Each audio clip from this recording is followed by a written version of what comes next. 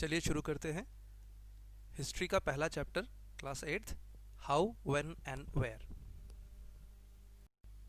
इस वीडियो को अंत तक देखिएगा। इसमें हमने चैप्टर को अच्छे से समझाने का प्रयास किया है और बहुत सारे वस्तुनिष्ठ प्रश्नों को भी शामिल किया है। कई बार हम ये सुनते हैं बच्चों को हिस्ट्री सब्जेक्ट पसंद नहीं होती। उनका कहना है कि हिस्ट्री में डेट्स बहुत याद करने पड़ते हैं। क्या ये डेट्स इतने इम्पॉर्टेंट होते हैं? और क्या हिस्ट्री में केवल डेट्स ही याद करने पड़ते हैं? नहीं, हिस्ट्री में केवल डेट्स याद रखने नहीं पड़ते। History is not just about dates. History में हमारे आसपास होने वाले सभी प्रकार के चेंजेस को हम लोग स्टडी करते हैं। आप एक चित्र देख रहे होंगे जिसे जेम्स रनल ने 1782 में बनाया था। इस चित्र में ब्रिटिश कलाकारों द्वारा एक बदलाव होते हुए दिखाया है, जहां ब्राह्मण अपने शास्त्रों को समर्पित कर रहे हैं और पाश्चात्य ज्ञान को अपना रहे हैं। इसके अलावा इतिहास में हम कंपैरिजन यानी तुलना करते हैं पास्ट और प्रेजेंट की। इसके अलावा हम इतिहास में अपने जिज्ञासाओं को शांत करने के लिए भी पढ़ते हैं। जैसे चाय पीते वक्त कभी ख्याल आ सकता है कि चाय की शुरुआत भारत में कैसे हुई थी, या रेल में सफ़र करते समय हम ये सोच सकते हैं कि भारत में रेल यात्रा कब शुरू हुई होगी। फिर भी इतिहास के अध्ययन के लिए डेट्स बहुत महत्वपूर्ण है। जैसे किसी राजा का जन्म किस वर्ष हुआ, उसकी मृत्यु किस वर्ष हुई, या उसने किस वर्ष कोई महत्वपूर्ण युद्ध जीता, या वो राजा किस वर्ष बना। कभी कभी सटीक डेट बताना बहुत मुश्किल हो जाता है। उदाहरण के लिए, भारतीयों ने किस दिन चाय की शुरुआत की। अब ये कहना बहुत कठिन है कि किसी विशेष दिन भारतीयों ने ऐसा किया होगा। या ब्रिटिश राज की स्थापना किस दिन शुरू हुई थी।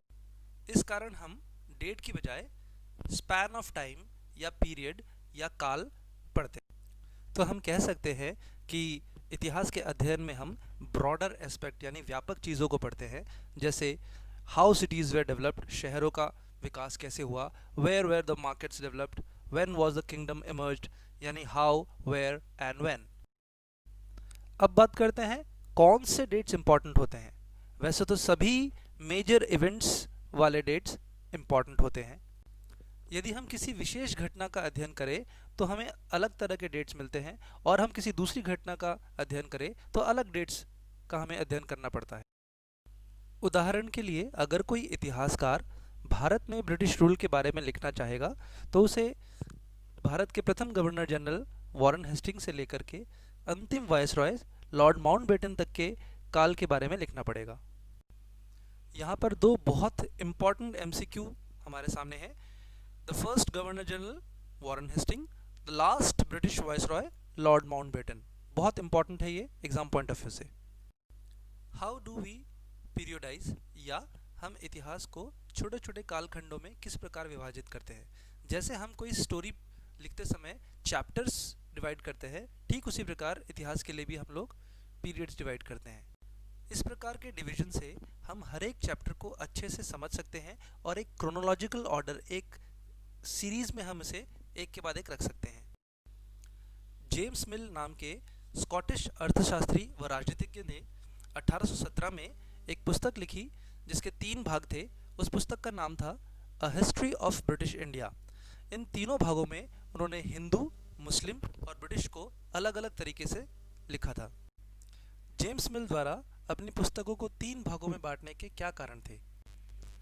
पहला तो ये कि वह तीनों कालों के चरित्र को अच्छे से समझाना चाहता था। दूसरा, प्रत्येक काल की उपयोगिता को समझाना चाहता था। और तीसरा, वो ये दर्शाना चाहता था कि ब्रिटिश के आने से पहले भारत में धार्मिक प्रभाव बहुत ज़्यादा हुआ करता था। इस पार्ट के कुछ इंपॉर्टेंट MCQ, जैसे who wrote a history of British India? James mill. How many volume it had? 3। Name the volumes? Hindu, Muslim and British. What James mill believed about India?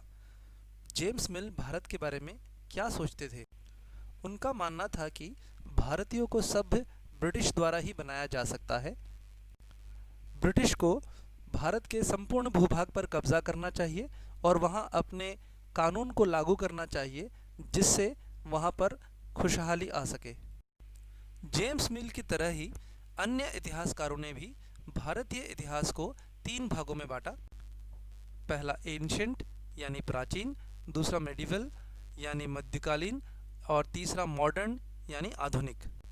परंतु इस प्रकार का विभाजन बिल्कुल भी सच नहीं था।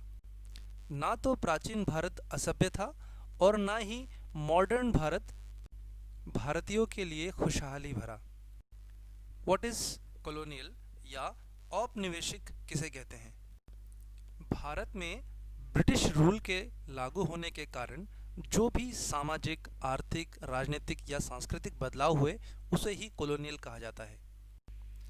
इतिहासकारों के लिए आधुनिक भारत के जो स्रोत है उनमें सबसे महत्वपूर्ण है प्रशासनिक दस्तावेज या एडमिनिस्ट्रेटिव रिकॉर्ड्स।